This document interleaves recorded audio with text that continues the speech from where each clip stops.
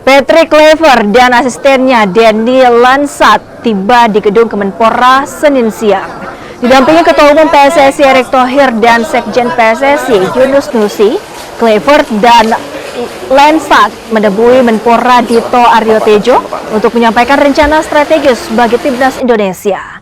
Selain fokus menatap laga hidup mati kualifikasi Piala Dunia, Kluivert juga dipastikan akan keliling ke berbagai daerah di Indonesia pada awal Februari.